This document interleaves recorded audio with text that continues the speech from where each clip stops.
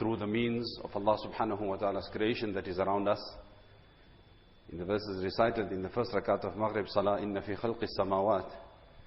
Now amazingly, these are verses that our beloved Nabi sallallahu alayhi wa sallam teaches us a great lesson, that on awakening in the early part of the morning for tahajjud salah, when there is total serenity and peace, the Mubarak habit of Rasulullah sallallahu alayhi wa sallam at that time, as soon as awakening, was to look towards the sky and recite these very verses, the last ruku of Surah Ali Imran.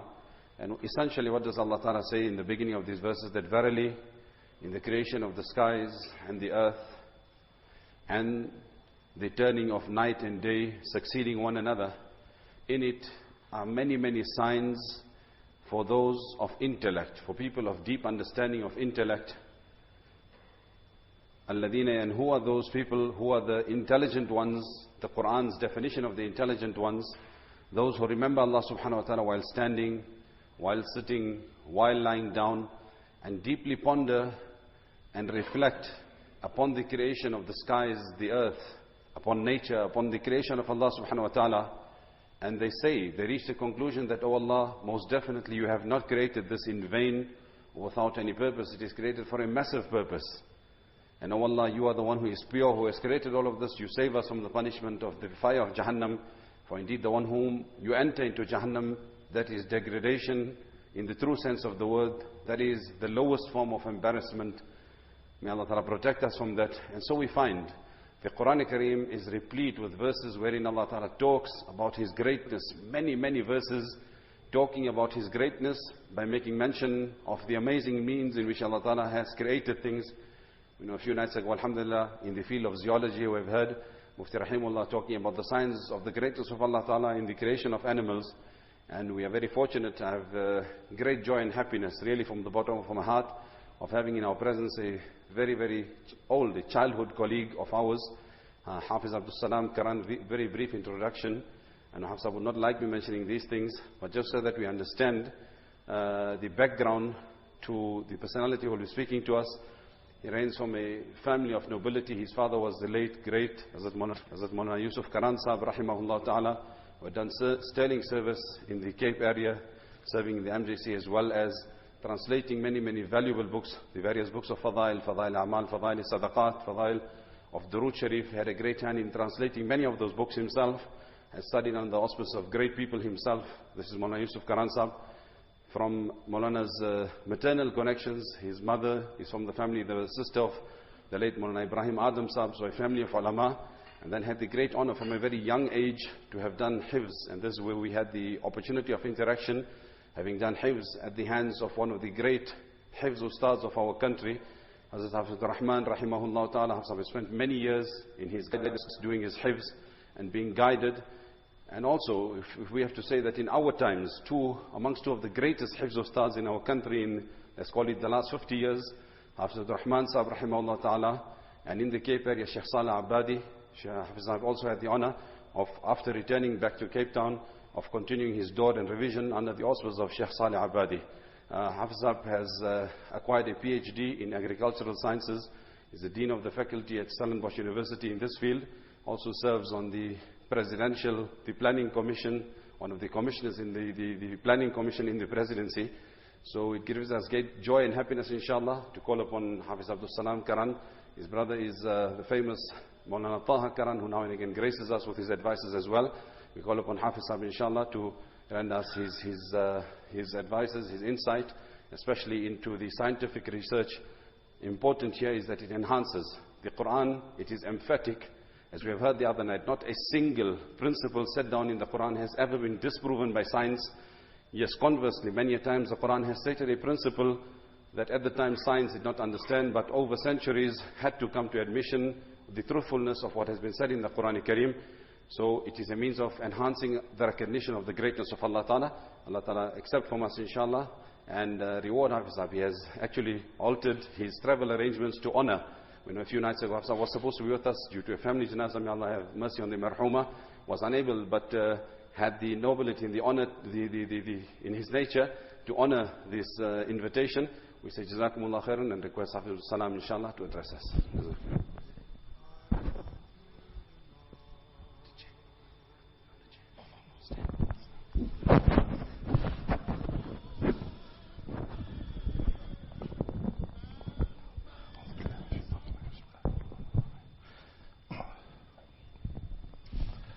اشرح لي صدري ويسر لي أمري واحلل عقدة من لساني يفقهوا قولي اللهم اهدنا واهد بنا واجعلنا سببا اللهم صل على سيدنا محمد الفاتح لما أغلق والخاتم لما سبق ناصر الحق بالحق والهادي إلى صراطك المستقيم وعلى آله وأصحابه حق قدري ومقداره العظيم.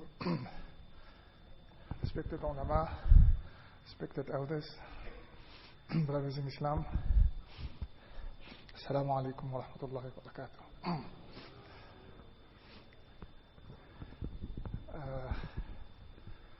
I'm a little bit emotional when Maulana talks about our childhood and talks about my father and our teachers,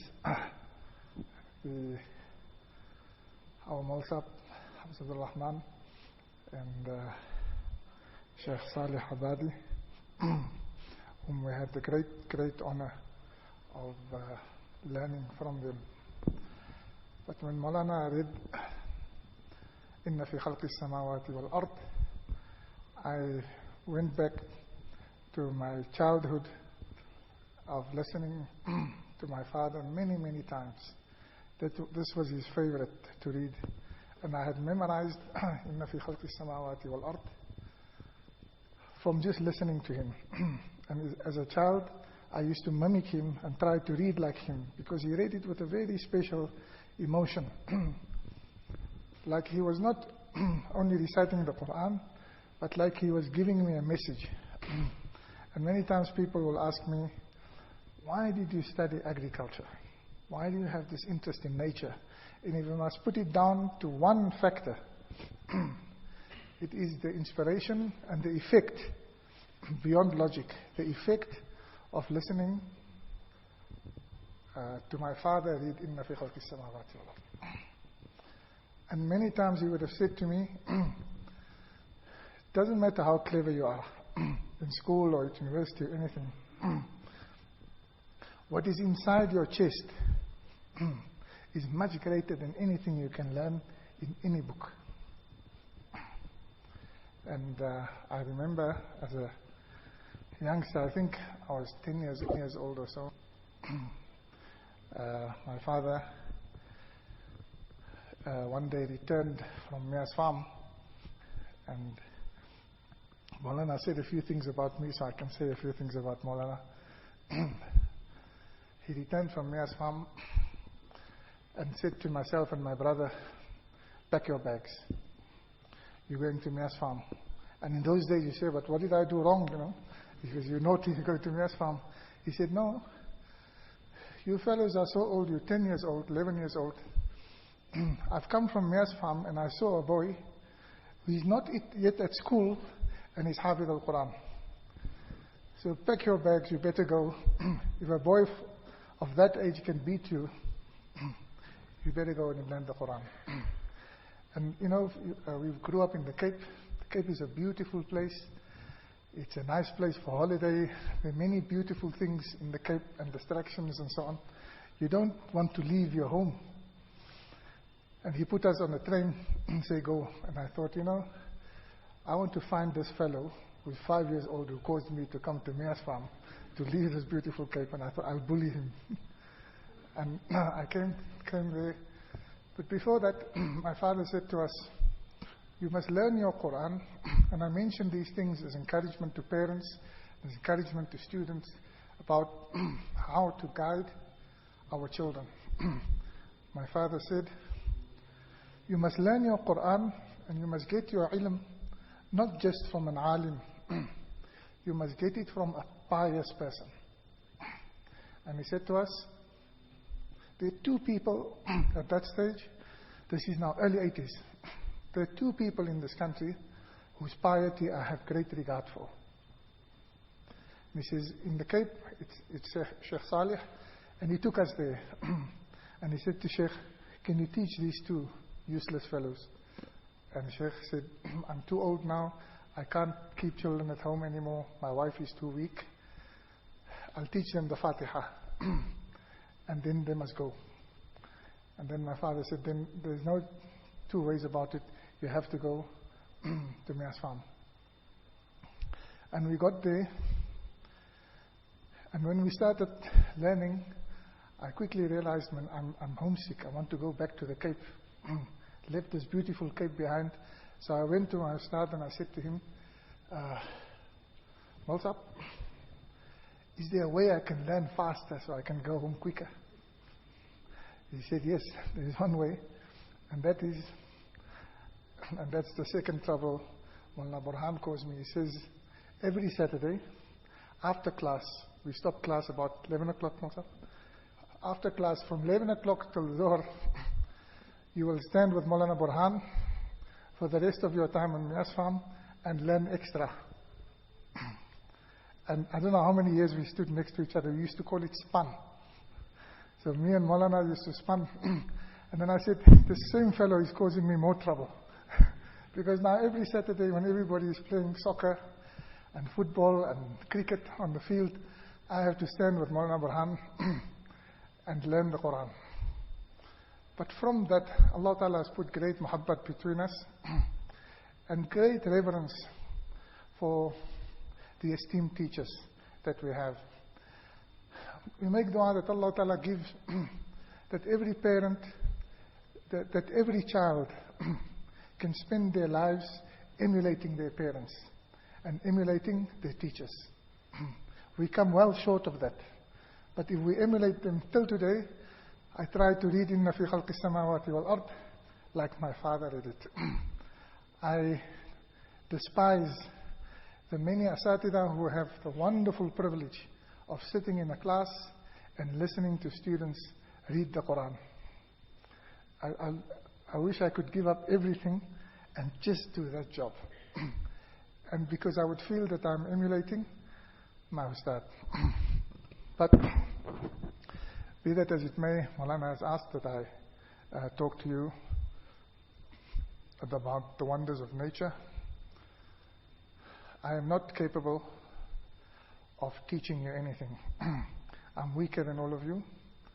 Allah Ta'ala has given me the privilege of studying science, of learning the Quran, but I'm not sufficiently capable to interpret it to its true value. But let me try. I don't want to disappoint Maulana. And it's an honor for me to be standing here in front of you and talk about this. I spend a lot of time advising the presidency on the planning commission about how to plan the future of the country. And each time you have to give advice. This is something my father also said to me shortly before he passed away. He said, whenever you give advice or you have to make a decision, never do it by yourself. Consult an alim and a pious person. What he told me when I was 10 years old, he told me when I was almost 50 years old. He says, consult an alim, and he gave me a few names. See, these are the people that you must ask for advice. Now, when we do give advice, and I thought, what must I talk about tonight? Uppermost in my mind is this is the year 2016. And in the history of this country, we will remember this year 2016 as the driest year ever in the history. Or since the statistics became available 104 years ago. So in the last 104 years, 2016 has been the driest and the warmest. I'll give you one example. I often advise farmers. They sometimes think it's funny when I get there, they think I'm coming to sell them something. But coming to give advice, if you get good advice, then there is respect. So one big farmer here in Berkeley West, it's a farm called Wilde Klaver. You will know the name. He's the biggest onion farmer. He says to me, you must come and see my onions, there's a problem. So what he says, 4 times I planted, we went to look at his beetroot. Now I'm talking about vegetables because I want to entice you to also be vegetable farmers. Every Muslim must have a little garden where you put your fingers in the soil and feel the power that is there. Anyway, so this farmer says, look at this beetroot of mine. 4 times I planted it. The first time I planted it, I gave it water once a day. It didn't grow. It just germinated and came up and the seedlings died. And I knew it was dry. So the second time I planted it, I gave it water twice a day. The seedlings came up and I had a 20% crop. I took it out.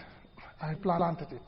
This is the best onion farmer in the country that I know. He says, the third time I planted it, 30% yield. I watered it 5 times a day. Still I didn't get a yield. And then I say, the 4th time I planted it, I watered it 7 times a day. And I got a 30% yield. Say, what is this? Now I remember another ustad of mine, of ours, Mullah Abdullah Patel used to say, one day, this is years ago, he said, when I left for university, he said, one day you will go to the country and you will tell them, قَالَ جَعَلْنِي عَلَى خَزَائِنِ الْأَرْضِ إِنِّي حَفِيظٌ عَلِيمٌ. Malana must give the translation.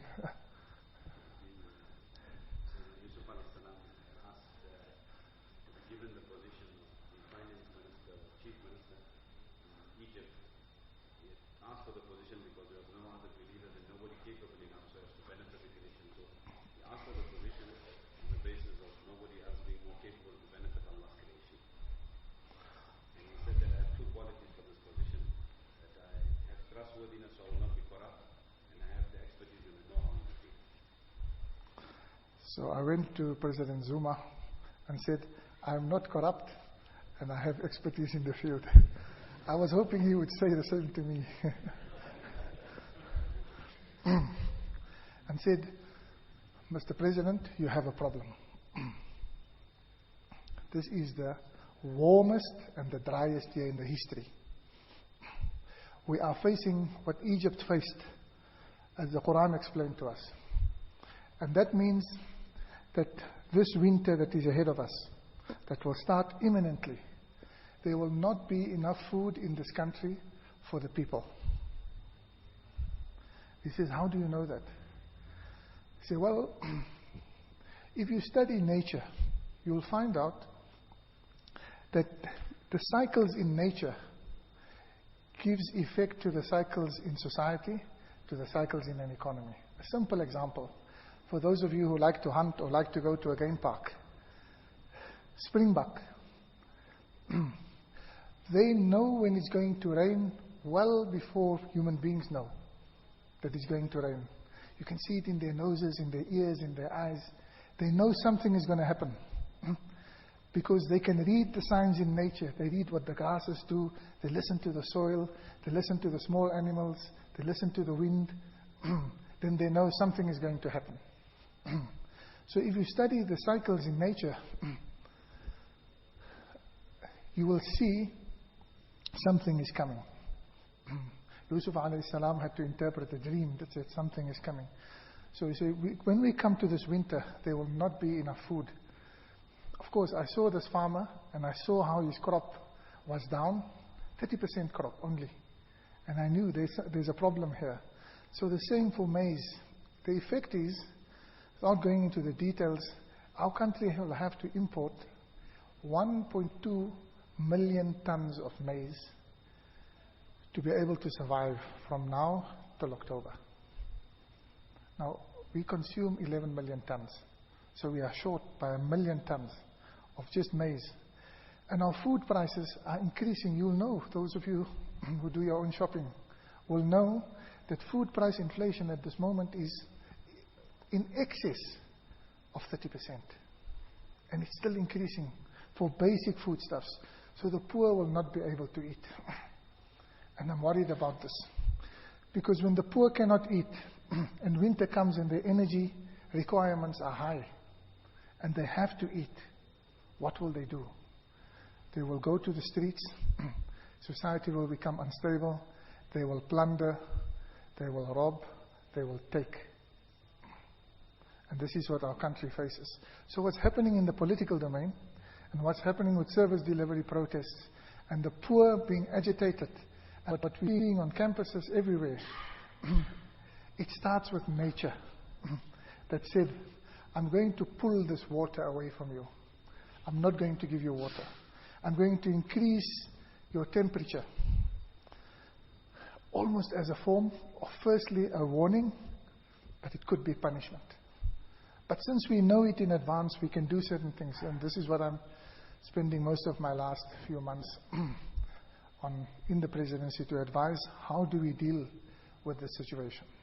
But what it made me think of deeply, because the Quran tells us we have to think about وَيَتَفَكَّرُونَ فِي خَلْقِ السَّمَاوَاتِ.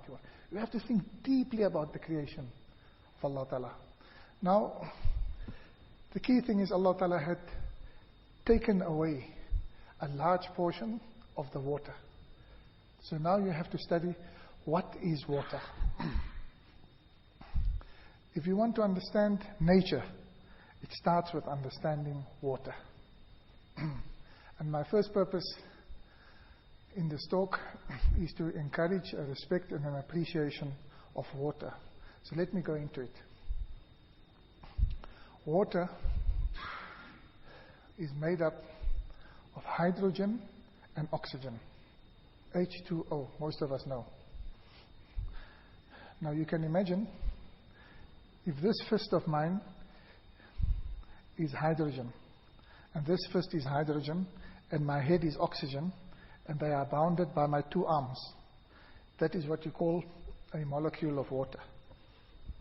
An atom of hydrogen, and two atoms of hydrogen linked to an atom of oxygen makes a molecule of water.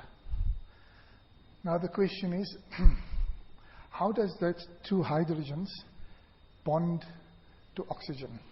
Now the children who do chemistry, and those of us who studied a bit of science will know, it's a certain bond that forms. But for those two things to come together is highly unlikely. Oxygen is very scarce. Hydrogen is the most abundant element in the entire universe. You'll find hydrogen here, you'll find it in Jupiter, you'll find it on the moon, everywhere else. Oxygen you won't find anywhere. So these two things must come together. For them to come together, they have to bond. Now, if my fist is the hydrogen atom, around this hydrogen, in the middle of it is a nucleus made up of protons. Around it are electrons that swing around it in an orbit, an elliptical orbit, constantly.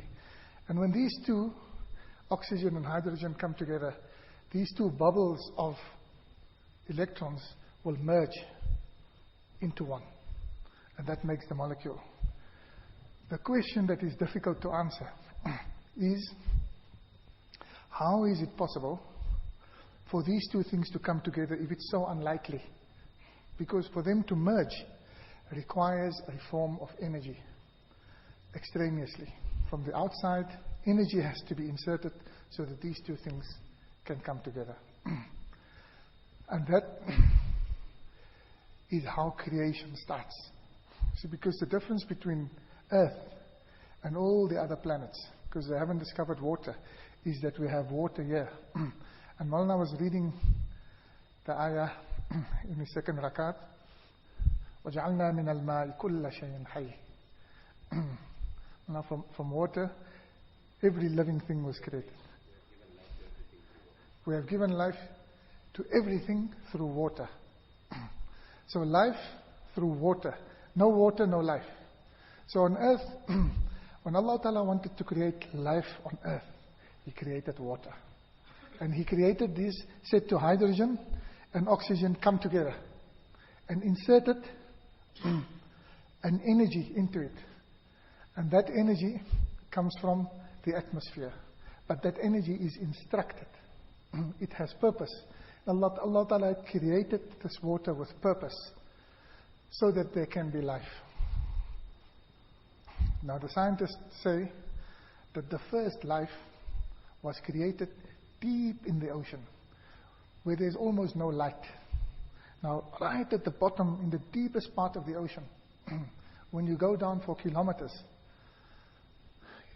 there are things called vesicles, which are holes, pores in the bottom of the ocean, through which energy, in particular heat, is exerted into the ocean from the core of the earth at a temperature of 5,000 degrees Celsius. So it will destroy anything. But at that temperature, there are certain plants, certain animals, certain organisms that can live there. And that's the first part of life that's created under those very high temperatures. So from water comes life.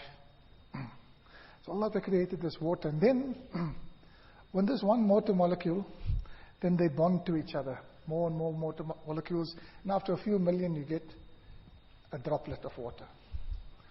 Now, in that droplet of water, Allah Ta'ala has placed certain properties. And it's the properties that we tend to forget. You know, I often have to fight with the scientists, the water scientists, who take, for a country like ours, we run like the British system on waterborne sanitation. So when we excrete, we use water to wash it away, and it cleanses it. But what they then do, in the sewage plants, at night when we sleep, they release all that sewage in the rivers to flow towards the ocean. And it contaminates the river. Show me one river in our country where you can go and drink the water from your hands. You can't.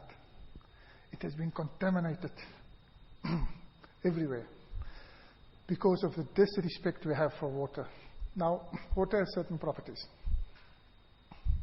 And I'll mention just a few to show what great substance Allah Ta'ala has created for us. And He's taken it away from us. One property of water is, I was talking to one this afternoon, it came to me, you know, the oceans, every day the sun shines and exerts heat on the earth. What happens to that heat? A little bit goes into the tar, a little bit into the plants, a little bit into our bodies. But you know, half an hour after the sun sets, everybody is cold again. What actually happens during the day, the ocean absorbs most of that heat. Most of it. Absorbed in the ocean, and it is kept there. When night falls, whatever the temperature is, if you don't increase the temperature, we will freeze to death. Because the atmosphere out there is so cold, in a few seconds we will die. But that the warmth that is in the ocean at night is released like a thermostat, like an air condition. It is released back into the atmosphere, and it keeps the atmosphere just good enough so we can go and have a sleep. And the next day the same thing happens every day. And Allah Ta'ala has put that property in water to absorb that heat, to hold it for a certain time, and to release it when we need it. Another property of water is water can heal. We know that. Most of I remember when we completed Khatam al-Quran, Mosab used to have a bucket and pass it around, and we all had to blow into the bucket. When we make dhikrullah, when we read Quran, our parents, our elders taught us, blow into the water. Because why? Water has memory. If you put something into water, any substance, that will change the property of that water. Let's say, for instance, you put medicine into that water. It doesn't matter how many times you dilute the water, millions of times, it never loses the property of that infusion. It doesn't. So when you read Quran on water, that property will stay in that water forever. It gets caught up because water has a memory. If you want to read about this, there's an interesting Japanese scientist called Masaru Emoto. He writes a book called Hidden Messages in Water. What this man has done, he takes water and then he puts something pleasant next to it. Let's say a nice fragrance next to the water. Then he freezes that water. Then he takes that frozen water, puts it under the microscope, and he looks at it. And you see beautiful crystals have formed, like a flower. In his research, he'd even taken the Quran. Someone reads the Quran next to the water. He takes that water, he freezes it, and it makes a beautiful crystal. Beauty, like a wedding ring, that kind of crystal. And he would play, let's say, a bird that chirps next to the water and make a crystal. He freezes it, takes that frozen thing, puts it under a microscope and look at it, and you see a different crystal. So water reacts to emotion. And water has a memory, and water can recognize certain things. So that refreshing feeling that you feel when you put water to your face or when you make wudu, it's more than just a temperature change. It is water reacting to the energy in your body. And it knows what to do. How is it possible? I'm sure there are some medical people here who can explain this better. How is it possible that when you have a wound, anyway, and that wound swells, what is that swelling? That swelling is a rushing of blood to that area. What is blood other than water with some substance in it? So water knows, it has the intelligence to know there's a part of the body that is hurt. I better go there so I can take some nutrition there. Because we didn't think in our mind and said to our body, hey, take some water to my ankle, it is swollen. No, the water knows. So Allah created this great property in water to have the intelligence to know where it is needed. It's a little similar to honey. The Quran also tells us about bees and honey. In Surah Nahl 14th Parah. Tells us about honey. Honey has that same property. That's why it has such high status. When you eat honey, remember honey gets made in the belly of the bee, like it is explained in the Quran.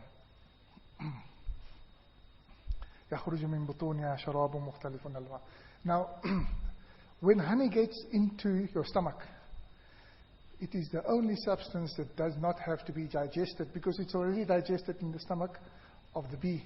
It goes straight into your bloodstream. And that honey knows which part of your body it must go to solve a problem. Where does that intelligence come from? That is the intelligence in nature. Another property of water is magnetism. They did some research that shows when you keep water in very thin tubes, like a vein, it changes its properties, as opposed to when you keep it in a big water body. And for that reason, you'll find, let's say, a high blue gum tree of 30, 40 meters high. If you, let's say under normal circumstances, build a little tube, doesn't matter how you support it, and you build it 40 meters high, and you fill it with a column of water, that column will collapse because it's too heavy. But in a plant, it doesn't happen. How is it that in that very thin tube of water, it does not collapse? Because Allah Ta'ala put that property in water. When you put it in a thin tube, it changes. It becomes magnetic. And by magnetic, it means it clings to everything around it, like a spider almost. So it can't go down, it can't go up, it stays where it is. And it then moves, not only itself, but the nutrition in it moves to the point, it moves the nutrition to the point that it wants it to be. That is the intelligence of water. Another interesting thing about water, did you notice when you put something in your fridge to freeze it in the freezer? Let's say you put a bottle of cool drink in the freezer. Just check next time. When you freeze cool drink, it freezes from the bottom up and from inside to outside. When you freeze water, it freezes from the top down, not from the bottom up. In other words, it's a different substance. Now there's a purpose why Allah Ta'ala made water freeze from the top down and not from the bottom up. And the reason is a very important one. Allah Ta'ala had created the earth and put snow caps on the poles. And those snow caps is where most of our water is conserved. Then he creates the sun and says to the sun, melt these snow caps at a particular rate so that there is enough rainfall precipitation across the earth, and it's worked out to precision. What's that ayat Musaf about precision? Everything in measure? Inna kulla shayin khalaqnahu biqadar. Wa ma amruna illa wahidatun kalamhin bil basar. Surah Qamar, just before Rahman. I'll come back to this issue.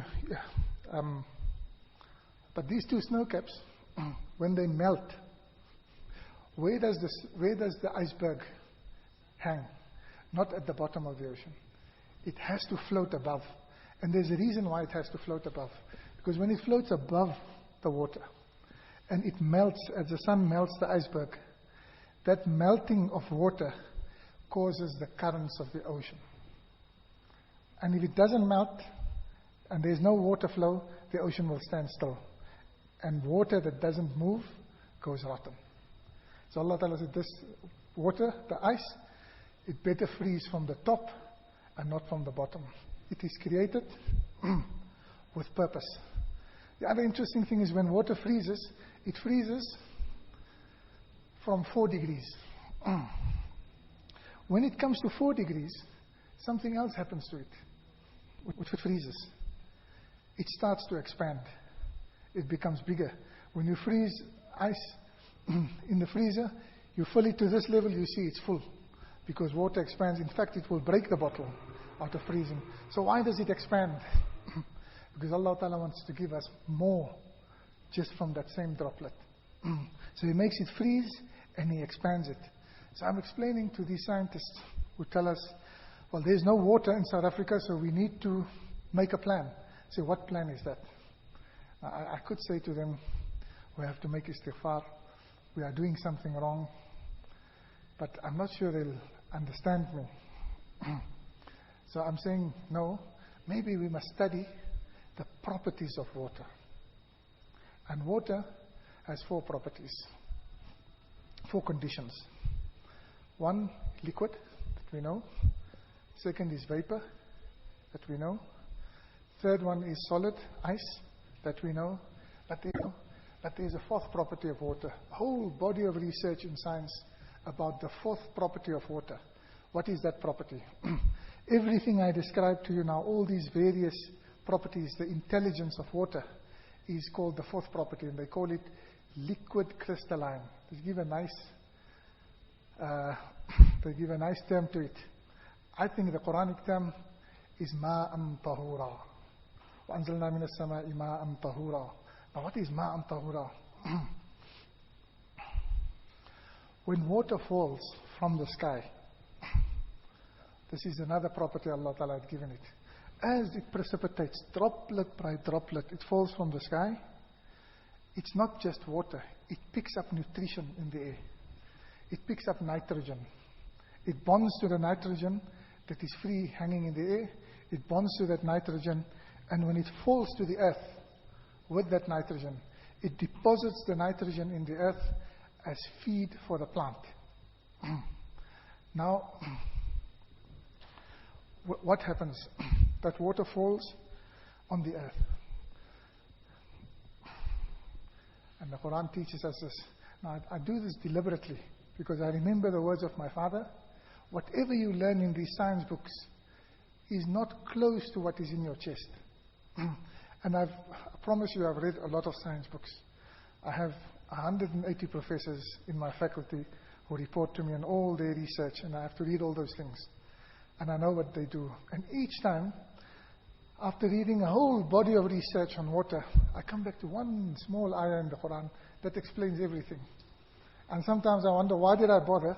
I should have just sat in the class, listened to the students, and I would have had the same barakah. But Allah Ta'ala uses us, when we ask that Allah Ta'ala use us for His purpose, that He guides us and makes us a form of guidance to others. So, when this drop of water falls to... How's my time? When this drop of water... Now imagine, here it comes and it splashes on the earth. And the Quran begins to teach us again. وَتَرَى الْأَرْضَ هَامِدَةً فَإِذَا أَنزَلْنَا عَلَيْهَا الْمَاءَ اهْتَزَّتْ وَرَبَتْ وَأَنبَتَتْ مِنْ كُلِّ زَوْجٍ بَهِيجٍ. Mulana was reading it. Mulana, you have to translate this.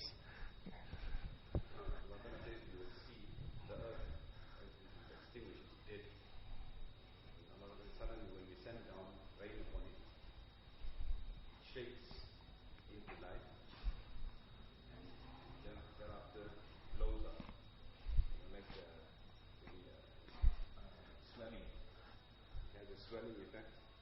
It shakes into life, it has a glowing up effect or swelling into life. And thereafter it causes the growth. It grows many, many different things in different forms, different colors, vegetation then grows from the earth. So whatever I've learned about soil science and about hydrology and about pedology and about geophysics and about irrigation engineering, all of that is captured in this one ayah of Quran. So I'll explain it to you. So the droplet falls to the earth. Allah Ta'ala sent His barakah. Now the earth is dry. فَتُصْبِحُ الْأَرْضُ مُخْضَرَّةً. The earth is dry and the water is now going to sink into the earth. What then happens when Mullah said ihtazzat, it's like a quivering. It's a quiver. The earth, it shakes like you're shaking a branch, right? So what happens when that water enters the earth at whichever place? The earth begins to shake. There are some people who have the ability to hear it, but you have to be a special person. When the earth shivers, now what shivering is that? Why does it shiver? The scientists did an experiment, and the teachers, even the school teachers, I think still do this experiment. If you take, let's say, a 2-liter bottle, and you make a small hole at the bottom, so the water drips out. You take 2 little pipes, and you make them go in different directions. And that water drips through those pipes. You put 2 metal rings, and the dripping of the water goes through those metal rings. Metal is magnetic, so there will be some magnetic effect, charging of the water droplet. And it drops into 2 holders, 2 cups at the bottom. And you connect those 2 cups with 2 electric wires. Each time there's a drop, there's a spark. Each time there's a drop, there's a spark. What is that? That is ihtazzat. Because when that water goes into the earth, like they would say, the sparks are flying. Because suddenly the earth is saying, I've been waiting for this water. The water is positively charged because of the way it came down. The earth is in tension, it's negatively charged, and this positive and negative connects, and the earth shivers. It's an electromagnetic effect in the earth. And the Quran just says ihtazzat. I can give you many textbooks that explains ihtazzat in detail. And the Quran gives it to us in one word. Then the Quran says warabat. It swells. So how does it swell? So that water goes, let's say there's a grain of sand, the water goes and coats the grain of sand. When it coats that grain of sand, it sticks to it. Remember what I said about water in small tubes? It becomes magnetic and it clings. So that water clings to that grain of sand. It could have flown through, but it doesn't. It clings to this grain of sand because Allah Ta'ala had intended for it to coat that grain of sand. So this grain of sand is now, firstly, it's got a shock. Secondly, it now has water around it. So something must happen. Now you can imagine the electricity in the earth. So it coats that grain of sand. When it coats that grain of sand, on the surface of that sand, there are many, many minerals, beneficial minerals, because when sand lies idle, they say it mineralizes. Mineralizes mean they break the carbon bonds and minerals come free, and it sits like dust on the outer of the sand grain. Now, when that happens, it forms what we call a colloid. In other words, water with minerals inside it. It's like a juice. Now, the juice is there, and it's sticking to the sand, and then, because the water is there, now you need space, so the sand begins to swell, because there's water inside. Like your stomach swells when you drink too much water, or when you eat. Similarly there, the soil begins to swell. What about? The third phase, ambatat, is it grows. Now explain وأنبتت من كل زوج بهيج. وأنبتت. Now the water is there. There's electricity. There's excitement, right? It's excited. Similarly, like when they shock your heart, you go and you begin to die, and they shock you, and suddenly something happens, and everything begins to work again. So the earth is shocked. The nutrition is in a colloidal form. Now something has to happen to it. So it goes, and water knows, I'm now looking for a seed. Now, in 1 square meter of soil, let's say half this musalla, there are billions and billions of seeds. Not 10, 20, 50. There are billions and billions of seeds. We can't see them. So this water goes to the seed. It says to the seed, knock, knock, I want to come inside. The seed says, I'm sleeping, leave me alone. And that seed could have been there for a few 100 years. I'm not interested. He goes to the next seed, he says, knock, knock, can I come inside, please? I'm telling this so that children can tell their friends the story of knock, knock on the seed's door. He goes to the next seed, and that seed says, I've been waiting for you. How does he know? Because in that seed, the pH inside the seed, the pH is the level of acidity, measured on 1 to 14. 1 is very acidic, and 14 is alkaline. So depending on the pH inside the seed, and depending on the other conditions where I want to explain now, inside the seed says, please come inside. And the water permeates the seed. It can't get into other seeds. Allah Ta'ala decided at which condition must each seed be penetrated. Well, now what's that ayah about the seed? No, the other one that says, even if there's a grain of seed somewhere in a crevice.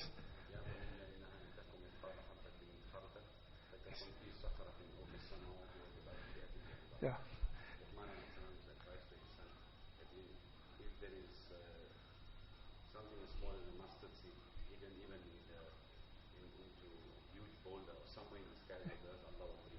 Yes. Allah has the knowledge that each seed, He knows which seed must now germinate. So the water condition, the condition of the seed is the same, and the seed penetrates. The water penetrates. And the water penetrates, remember, with its nutrition into that seed. Now it's inside the seed, just enough, and the seed is soaked with water. So the seed is now has woken up. Firstly, it's got a bit of electricity. Secondly, it's got food. And there's a chemical reaction inside the seed. The reaction is usually, without going into the details of it, the seed begins to say, I've got to grow. To grow, I need food. I've got some food in this water, and I've got some food that my parent plant, my mother, left inside of me, a little bit of fat that I can use. So it uses that, uses what's in the water, and begins meiosis, which is cell division. So in most seeds you have one cell, some seeds have more, but it now says, I've got to grow, so it's got to divide itself into different cells. And you can see the division is like little circles on top of each other. So it begins to divide, and it grows with the little food it has. But the seed knows, I have a problem. I'm going to run out of food very soon. He knows it's just enough for a certain amount of cell division. So I've got to get outside. There's more food outside. And then in one moment,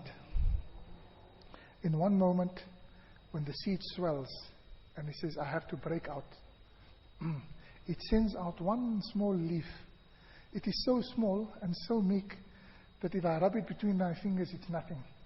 And that leaf comes to the top of the seed and says, I've got to get out of here. There's no food. And it breaks through the shell of the seed at the power of, let's say, when you pump your car's tire, you go 2 bars. When you pump it 100 times 2 bars, with that power, it bursts through the shell. That small seed that you can hardly see with your eye, it bursts through the cell, cracks it open, sends out this one leaf to say, go and get some sunlight, and it sends out another one at the bottom, says, go and fetch some food. That is the root, and the plant grows from there. وَتَرَى الْأَرْضَ هَامِدَةً فَإِذَا أَنزَلْنَا عَلَيْهَا الْمَاءَ اهْتَزَّتْ وَرَبَتْ وَأَنبَتَتْ مِنْ كُلِّ زَوْجٍ بَهِيجٍ. إِنَّ اللَّهَ خَالِقُ. Allah is the one who feeds and causes the seed to crack in germination. Was that the adhan, Mullah? No. No. So I will maybe begin to end off by saying that Allah Ta'ala created the earth with purpose. Allah Ta'ala had put water to create life on earth with a purpose. At the end of time, Allah Ta'ala will destroy all of it because He can. When He created that first molecule of water, we just read that ayah also. وَمَا أَمْرُنَا إِلَّا وَاحِدَةٌ كَلَمْحٍ بِالْبَصَرِ. That doesn't require, but it's just like the blink of an eye. in a blink of an eye. In a blink of an eye. Now that water molecule that Allah Ta'ala created, that first one, when Allah Ta'ala created that water, was a split of a second. And water had grown from there. Now there's water on the earth. By the same energy, Allah Ta'ala put the energy in. Now you can prove it through a chemical equation. If you take that energy out, the bond will split. Hydrogen and oxygen will go in different directions, and there's no more water. And it will happen. It has to happen. Every reaction has a certain reaction. Every matter has an antimatter. And that will be the end of the world. Where Allah Ta'ala will take away the energy from water. Everything will collapse and life will come to an end. كُلُّ مَنْ عَلَيْهَا فَانٍ. As the Quran warns us. So how will it happen? It will happen through water.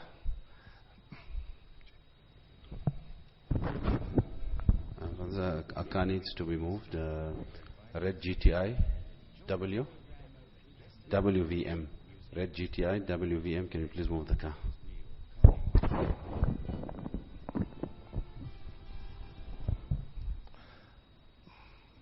So at the end of time, all these things will collapse in a twinkle of an eye. Allah Ta'ala will take that energy away. Water will split up. It won't exist. We cannot exist without water. And it can all come to an end. How? When you look at the surface of the earth, 72% of the surface of the earth is water.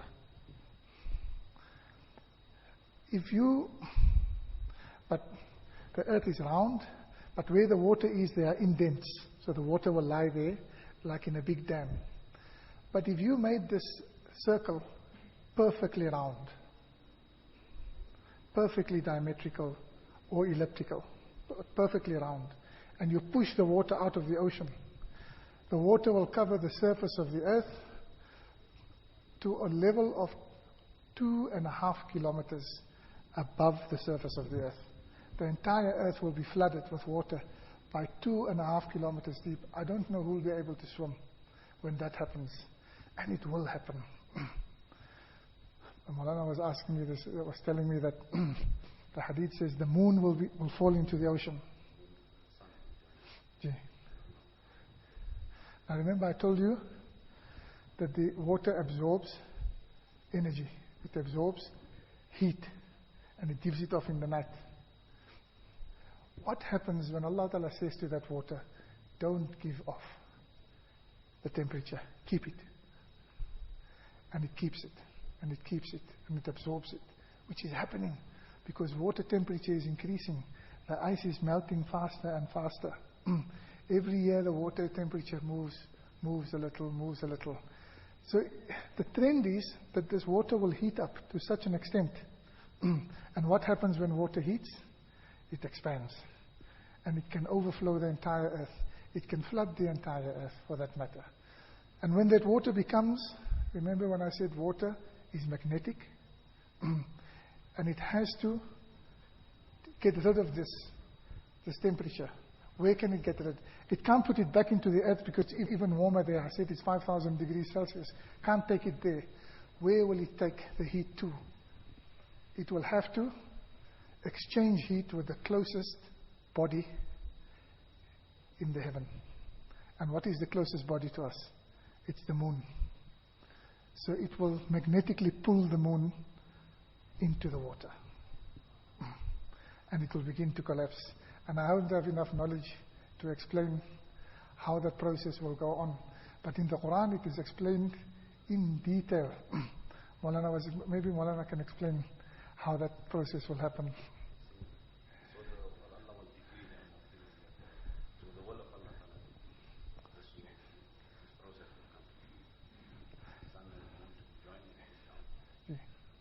And all of it will end. And where did it start? With water. And where did it end? With water.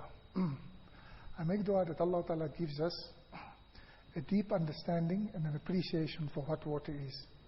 When He created the world, what He had willed to put into that water of benefit to us. But He also warns us that He can, in a blink of an eye, any moment, in a blink of an eye, He can destroy it.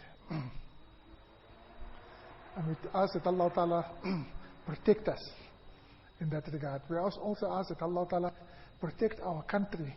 There is not enough water. There will not be enough food. Our country will be very unstable. And it's up to people like us who know and who have a better understanding to share this and to do what is necessary to prevent Allah Ta'ala's wrath and to prevent our country from going into this form of destabilization, because Allah Ta'ala had given us the warning before that. With those few words, you want me to talk a little bit more?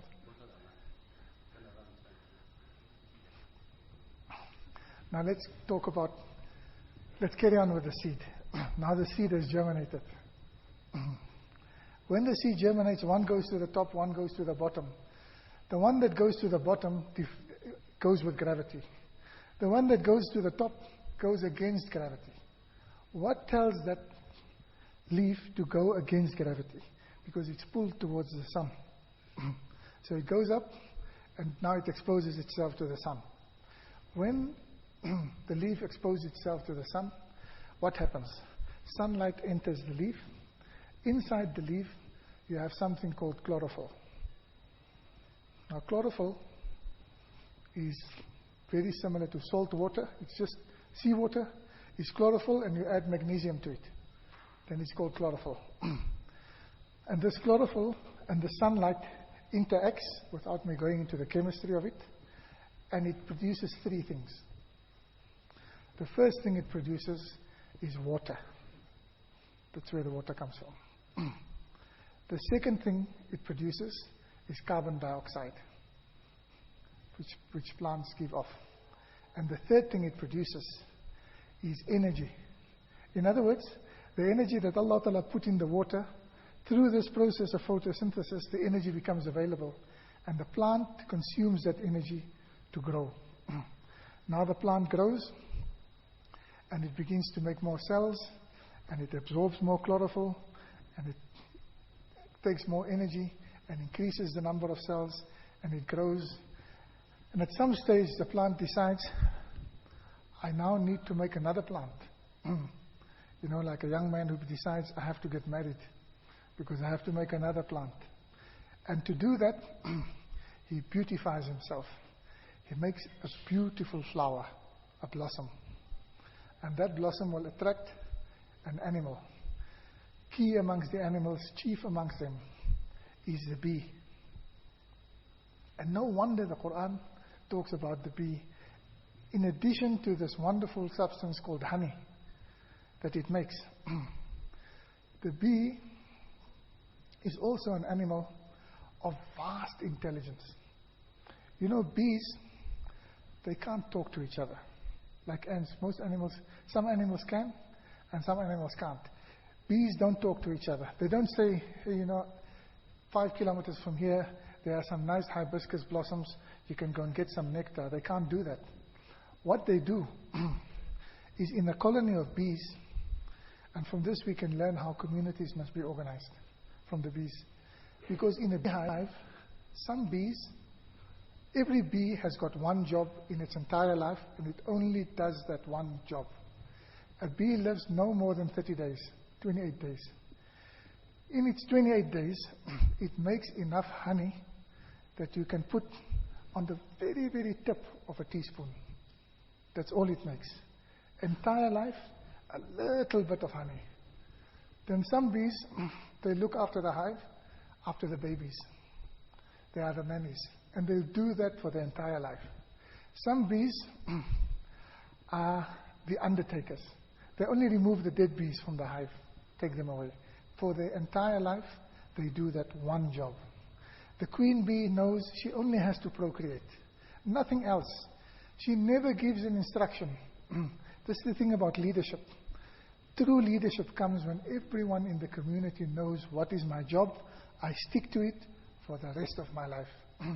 This is the great thing I admire about our teachers.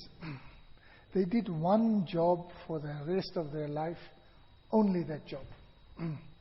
Now, our ustad used to sit in the class from morning to evening, not for 5 years, not for 10 years, not for 20 years, not for 30 years. I don't know, 50 years? Yeah. My father served the community of our town for 53 years.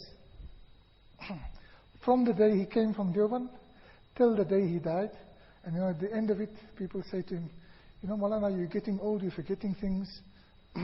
Why don't you must retire. He says, retirement. You don't retire from Allah Ta'ala's work. He used to shout at them. He said, do you want your money?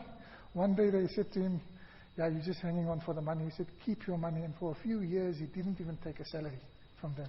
Because the purpose is, do one job for the rest of your life in service of Allah. And the bees teach us that. Because if one bee starts getting other ideas and doing other things, he upsets the entire beehive. And then there are certain bees whose only job is to fetch the honey. And how they communicate, this is fabulous to watch. Because you can watch it inside the beehive. When a bee goes, you get bees who go, and exploratory bees. They go and find out where there's some nice honey, where there's some blossoms, and they don't take any honey. And they come back. When they come outside the hive, they begin to make a certain dance. Some of them, I don't know which dance is which distance. But for instance, when a bee dances in a circle, 360 degrees, the other bees know it's 2 kilometers away, in that direction of the sun. And his dance is inclined to the sun, so they know which direction to go and exactly what distance. Another bee comes and he dances half a circle. Then they know not 2 kilometers, 1 kilometer. A quarter of a circle. Some make an 8 or a 6. And each dance, as they move around, and they go bzzz. Have you seen a bee and it goes around like that, goes around like that? It seems like he's crazy. He's not. He's communicating with the other bees saying, listen, if you want nectar, you better go this distance in that inclination from the sun.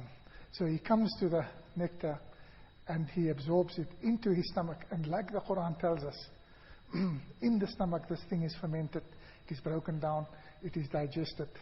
And he comes to the hive. And then there are some bees who only build the comb, the honeycomb. Now the honeycomb, interesting about the honeycomb, it's a hexagon, 6 sides.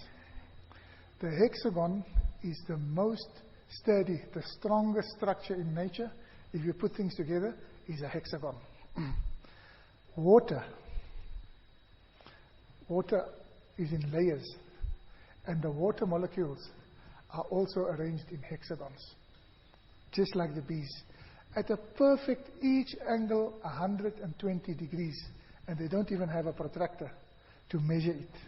They don't have a computer to measure 120 degrees. But you can go with the best computer in the world and it shows every angle in the hexagon is 120 degrees perfect. This is the design in nature. So they build these combs, and he goes to the comb and he deposits. He regurgitates, he vomits the honey, beautiful honey, into that comb. And then it must lie there so that it can mature a little bit before we can eat it. I can carry on like that, but I think I must stop here also. The wonders of nature, I ask that Allah Ta'ala inculcate in us an inquisitiveness about nature, the ability to think deeply about His creation and say, رَبَّنَا مَا خَلَقْتَ هَذَا بَاطِلًا سُبْحَانَكَ فَقِنَا عَذَابَ النَّارِ رَبَّنَا إِنَّكَ مَن تُدْخِلِ النَّارَ فَقَدْ أَخْزَيْتَهُ وَمَا لِلظَّالِمِينَ مِنْ أَنصَارٍ رَبَّنَا إِنَّنَا سَمِعْنَا مُنَادِيًا يُنَادِي لِلْإِيمَانِ أَنْ آمِنُوا بِرَبِّكُمْ فَآمَنَّا رَبَّنَا فاغفر لنا ذنوبنا وكفر عنا سيئاتنا وتوفنا مع الأبرار ربنا وآتنا ما وعدتنا على رسلك ولا تخزنا يوم القيامة إنك لا تخلف الميعاد سبحان ربك رب العزة عما يصفون وسلام على المرسلين.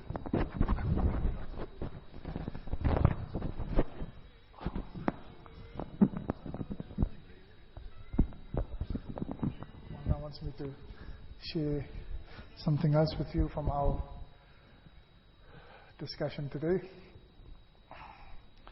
As a Muslim serving on this planning commission and talking about the future of this country and the various issues and the various challenges that faces us now, whether it's corruption, whether it is the politics, without going into the details, we have a tendency to be very judgmental to the extent of saying there's no future here. These people and this party and this and that is not going to take us into the future. Allah Ta'ala must prevent us from being too judgmental.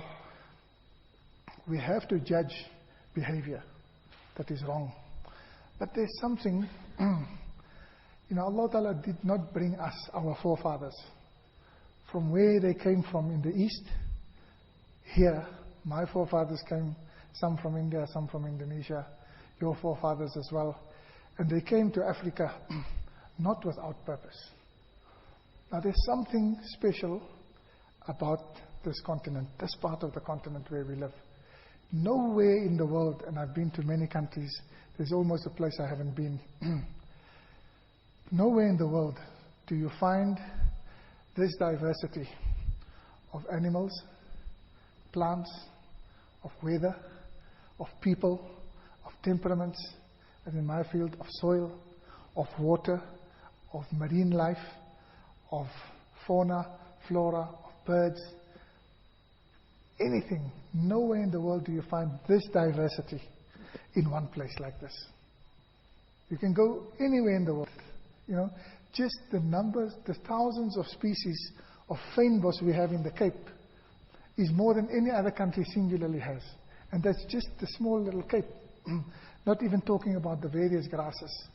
So Allah Ta'ala must have had a purpose to send us to this diversity of people as well. And I suspect it is to test whether in creation this diversity, will it destroy itself or will it find some form of harmony? Now, if we forget about nature for a moment, if we think about people, to connect a little bit to what Maulana Daya was saying in his lecture. The people of Africa. There are many hadith that Maulana can share with us better than I can. But there's something about the people of Africa that we must recognize and appreciate. And I see it every day. I have many students who come from many places. African people of whom we've become part, we are just as African now. have a good-naturedness in them, to the extent that for all the atrocities that we, our people and Europeans, have committed in this country, they have not destroyed us. And they could have, and it has happened in many places. And we continue with a lot of that. But there's a good-naturedness that Allah Ta'ala had given them. And I see it in the way that they work with animals, in the way that they work with nature, in the way they do gardening. And I'm not racist about this. In fact, I think Allah Ta'ala had given them something special in their connection with people and their connection with nature. I think we have a lot to learn from them, from their forbearance, from their sabr, from their good-naturedness, from their connection with Allah Ta'ala's creation, almost innately, almost instinctively and telepathically. And I ask from my side, and also as a community, that we don't be so judgmental, that we learn from people that Allah Ta'ala has sent us to this part of the world, so we can learn from them and be with them and find harmony instead of destruction. Is that Allah? Wassalamu ala al-mursaleen. Jazakumullah khairan to Officer for this most valuable advice, valuable lessons that we have learned. Allah Ta'ala increase it, and inshallah may we benefit in the future as well. Allah Ta'ala reward Hafiz abundantly and use him in whichever positions he is as a conduit towards Islam, as an ambassador and representative towards the deen of Islam. Wa akhiru da'wana alhamdulillahi rabbil alameen.